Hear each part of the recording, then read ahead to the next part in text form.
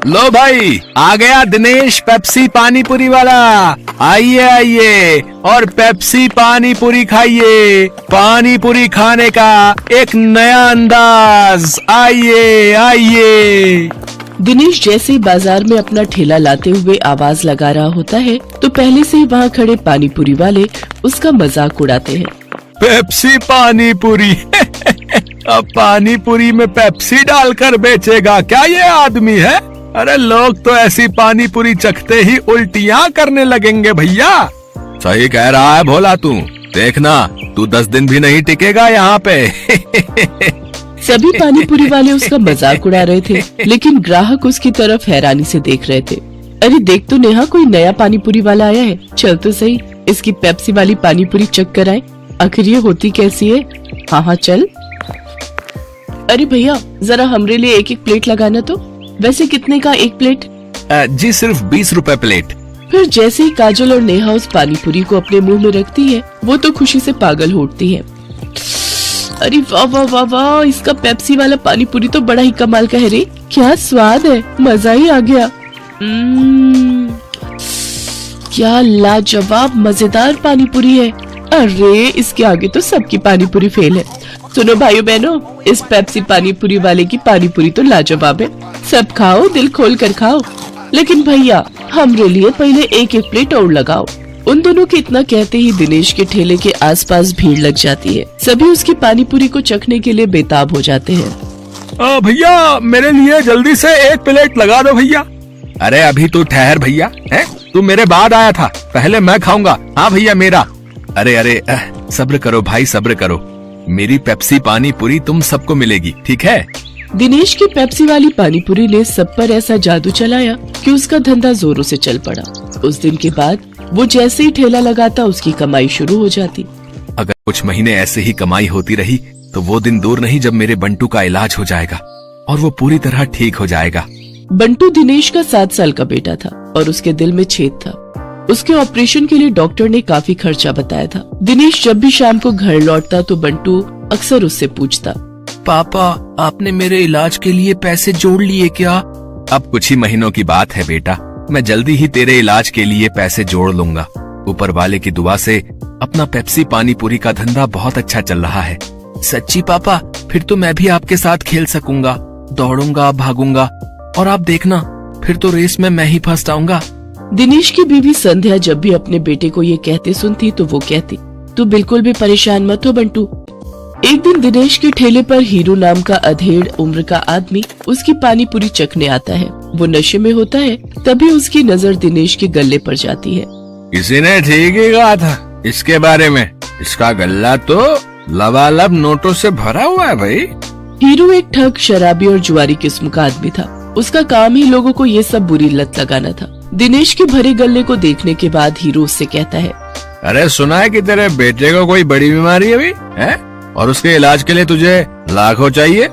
हाँ भाई सही सुना है, मुझे मेरे बेटे के इलाज के लिए कई सारे पैसों की जरूरत है। तो तुझे क्या लगता है इस ठेले से तू लाखों रुपए कम समय में कमा पाएगा? इसके लिए तो तुझे कई साल लग जाएंगे। हाँ लेकिन इसके अलावा मैं और कर भी क्या सकता हूँ भाई? देख इसमें मैं तेरी मदद कर सकता हूँ। अगर तुझे हफ्ते भर में ही 5 लाख रुपए कमाने हो तो मुझे आकर मिल लेना। ये रहा मेरा पता, ठीक है ना? अच्छा अब मैं चलता हूँ, ठीक है भाई? आखिर ऐसा कौन सा रास्ता है इसके पास जो ये मुझे एक हफ्ते में इतने पैसे कमा कर दे देगा? खैर मुझे क्या, मुझे तो बस अपने बेटे के इलाज के लिए पैसे से मतलब है।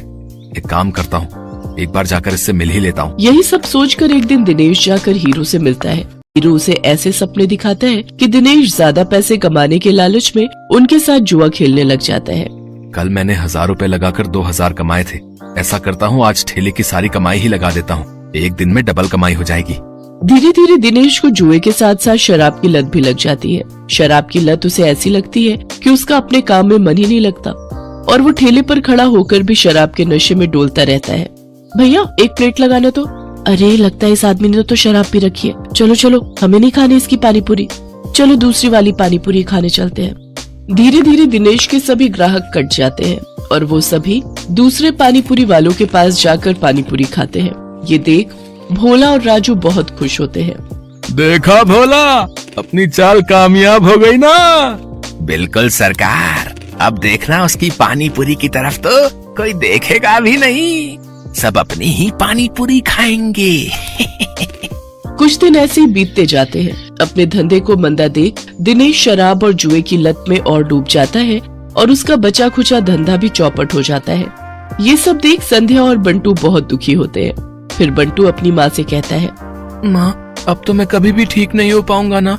पापा तो अब सारे पैसे शराब और जुए में ही उड़ा देते हैं। तू परेशान मत हो मेरे लाल, बस ऊपर वाले पर भरोसा रख, एक दिन सब कुछ ठीक हो जाएगा। सारा दिन नशे में धुत रहने और धंधा चौपट होने के कारण दिनेश के घर में खाने पीने के भी लाले पड़ जाते हैं। माँ, अब तो घर में खाने के लिए भी कुछ नहीं बचा। अब तो लगता है भूख से ही हम सब मर जाएंगे। ऐसा नहीं कहते मेरे बच्चे, सुख दुख तो जीवन का हिस्सा है। आज बुरा वक्त आया है, कल अच्छा वक्त भी आएगा। ऐसे ही कुछ समय और बीत जाता है। फिर एक दिन उस बाजार में एक आदमी आता है जो सबको पर्चे बांट रहा होता है। तभी वो दिनेश के ठेले पर आता है। अरे सुनो भाई, पेप्सी पानीपुरी वाले, हमारे सेठ मंगल राम चाट भंडार वाले की तरफ से एक प्रतियोगिता होने जा रही है, जिसमें सभी चाट वालों के बीच कंपटीशन होगा। जो भी इस प्रतियोगिता को जीतेगा उसे पूरे 5 लाख इनाम और साथ ही हमारे मशहूर मंगल राम चाट भंडार वाले बाजार में एक स्टॉल भी लगाने को मिलेगा। मंगल राम चाट भंडार बाजार, वहाँ तो बड़े बड़े लोग आते हैं चाट खाने के लिए। अरे तभी तो कह रहा हूँ, अगर जीत गए तो रोज की अच्छी खासी कमाई होगी और 5 लाख मिलेंगे वो अलग। मंगल राम चाट भंडार कोई ऐसी वैसी जगह नहीं थी, बल्कि शहर का फेमस चाट बाजार था, जहाँ शहर के बड़े बड़े लोग चाट खाने आते थे और कई टूरिस्ट भी वहाँ आते थे। उस बाजार में चाट लगाने वालों की अच्छी खासी कमाई होती थी। लेकिन ये सब बातें जानते हुए भी दिनेश उस प्रतियोगिता में कोई खास दिलचस्पी नहीं दिखाता। मंगल चाट भंडार है तो मुझे क्या, मैं जहाँ हूँ वहीं ठीक हूँ, मुझे इन सब से कोई फर्क नहीं पड़ता।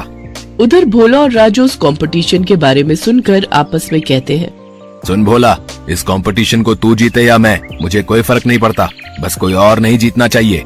हाँ भाई, बस एक उस दिनेश का ही डर था, लेकिन वो तो हमारी कृपा से फेल हो चुका है, तो अब हम दोनों के अलावा उस कंपटीशन को कोई जीत ही नहीं सकता।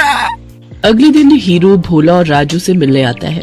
क्यों भाई, मान गए ना मुझे? आखिर मैंने शराब और जुए की लत लगाकर उस दिनेश के धंधे को चौपट कर ही दिया भैया है। तुम्हारे एक बार कहने से ही तुम्हारे दुश्मन को कैसे ढेर कर दिया मैंने। अगर वो ढेर नहीं होता तो हमारा धंधा आबाद कैसे होता भाई? उसकी पेप्सी पानीपुरी ने तो हम लोगों का धंधा ही चौपट कर दिया था भाई। तभी उनकी ये सारी बातें दिनेश सुन लेता है और अपने किए पर उसको बहुत पछतावा होता है। मैं भी कितना बेवकूफ था जो इन पाखंडियों के झांसे में फंस गया और बर्बाद हो गया, लेकिन अभी भी कुछ नहीं बिगड़ा है। मैं इन सबको मजा चखाऊंगा, मैं इस प्रतियोगिता में हिस्सा जरूर लूंगा। यही बात मन में ठाने दिनेश उस चाट प्रतियोगिता में हिस्सा लेता है और अपनी पेप्सी वाली पानीपुरी की रेसिपी से इस कॉन्टेस्ट को जीत लेता है, जिससे उसे 5 लाख का इनाम मिल जाता है। साथ ही मंगल चाट भंडार में स्टॉल लगाने के लिए जगह भी। इनाम से मिले पैसों से वो अपने बेटे का इलाज करवाता है।